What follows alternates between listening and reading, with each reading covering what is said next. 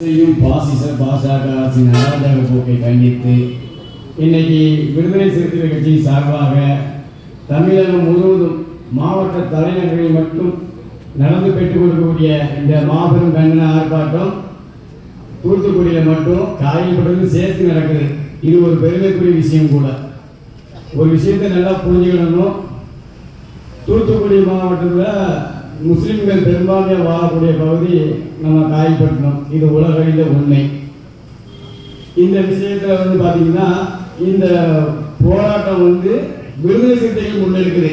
இது விடுதலை சிறுத்தைகளுக்கு நாம் அனைவரும் அடிபணியக்கூடிய ஒரு விஷயம். அதே விடுதலை சிறுத்தைகளை வச்சுக்கு நான் சார்ந்திருக்கக்கூடிய தமிழக வாழ்வுரிமை கட்சியின் சார்பாக முதலில் நெஞ்சார்ந்த நன்றிகளை தெரிவித்துக் கொள்கிறேன்.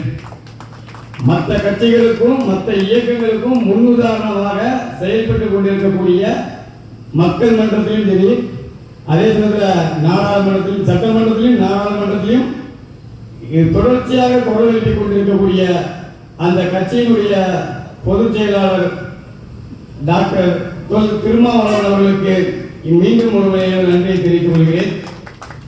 இன்னைக்கு பார்த்தீங்கன்னா வக்பு சட்டத்தை பற்றி நிறைய பேர் நமக்கு முன்னாடி வந்து அவ்வளோ பேருமே பேசிட்டாங்க. மிக தெளிவான விளக்கங்கள் கொடுத்துருக்காங்க. இதில் ஒரே ஒரு சூட்சமம் மட்டும்தான் நான் சொல்ல போகிறோம், ஏன்னா நேரம் இல்லை. ஒரே ஒரு சின்ன விஷயம் என்னன்னு பார்த்தீங்கன்னா 1925 5 புலிகள் சேர்ந்து உருவாக்கின அந்த RSS இயக்கத்துடைய அஜெண்டாவில் என்ன எழுதிருக்குன்னா, நாம இந்து ராஷ்டிரியம் அப்படிங்கிறத அமைக்கணும். அதை அமைக்கிறதுக்கு என்ன செய்யணும் அப்படிங்கிறதுக்கான திட்டமிடல் படிப்படியாக வந்துச்சு. கடந்த 2014 மோடி ஆட்சிக்கு வந்தாருன்னு தெரியும். ஆனால் மோடியை சும்மா வரல.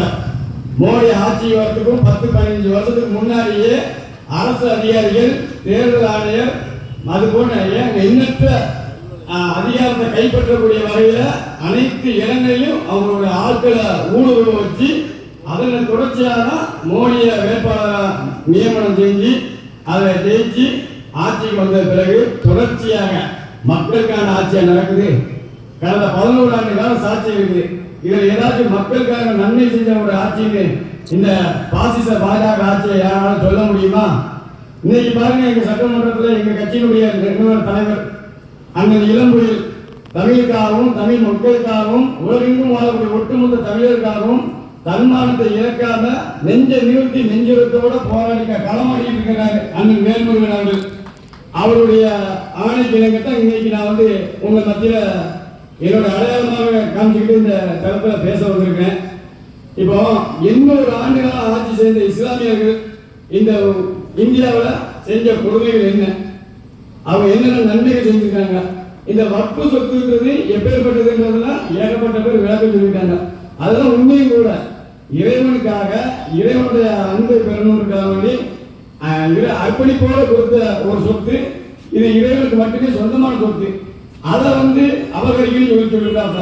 காரணம் என்ன பார்த்தீங்கன்னா, வக்பு சொத்தினுடைய எண்ணிக்கை இந்தியாவில் ராணுவத்துக்கும் ரயில்வே துறைக்கும் அடுத்தபடியா வக்பு சொத்து தான் இருக்கு அப்படின்னு சொல்றாங்க. ஒரு உதாரணத்துக்கு, இந்தியாவில் இருக்கக்கூடிய 130 கோடி மக்கள் வாழக்கூடிய இந்த இடத்துல இந்தியாவில் வக்பு சொத்து ஒரு 100% இருக்குன்னு வைங்களேன். ஆனால் அதில் அதிகப்படியான சொத்து 37% மேல ஊபியில மட்டுமே இருக்குது. ஊபி யாராலா? அது 20 பெரிய அயோக்கியம், யோகி ஆதித்யா. அயோக்கியங்கிறது யோகி. என்ன ஒரு குடும்பம் பார்த்துருங்க. அவருடைய ஆட்சி காலம் அங்கே இருக்கிறதுனால அந்த வக்பு சொத்துக்களை அபகரிச்சா நாளைக்கு ஒரு காலத்தில் அந்த பிரச்சனை வரக்கூடாது அப்படிங்கிறதுக்காக அவனுக்கு வேண்டப்பட்டவனுக்கும் இந்த நாட்டை தாரவாத்து கொடுக்கிறதுக்காக வேண்டி இந்த ஒரு சதி திட்டத்தை இரவோடு இரவாக திட்டிருக்காப்ல. இந்த திட்டம் சதி திட்டம் தீட்டி இருட்டில் ஏற்றப்பட்ட இந்த திட்டத்தை இரவு மூழ்கடிக்க வேண்டியதுக்கு நாம் அனைவரும் மனிதர்கள் ஒன்று தர வேண்டும் என்று இந்த கூட்டத்தின் வாயிலாக அனைத்து உறவுகளுக்கும் வேண்டுகோள் இருக்கிறேன்.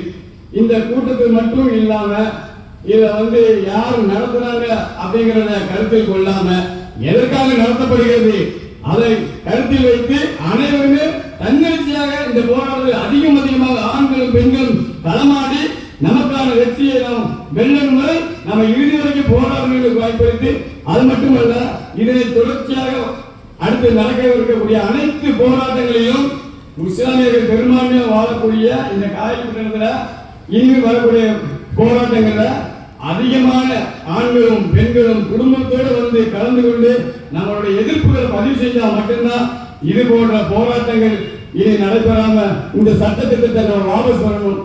முழுமையான முறையில் அதை வாபஸ் வருகிற வரைக்கும் நம்மளுடைய போராட்டங்கள் நடைபெற்றுக் கொண்டே இருக்க வேண்டும் என்ற வாய்ப்பு நன்றி கூறி விடைபெறுகிறேன். நன்றி, வணக்கம்.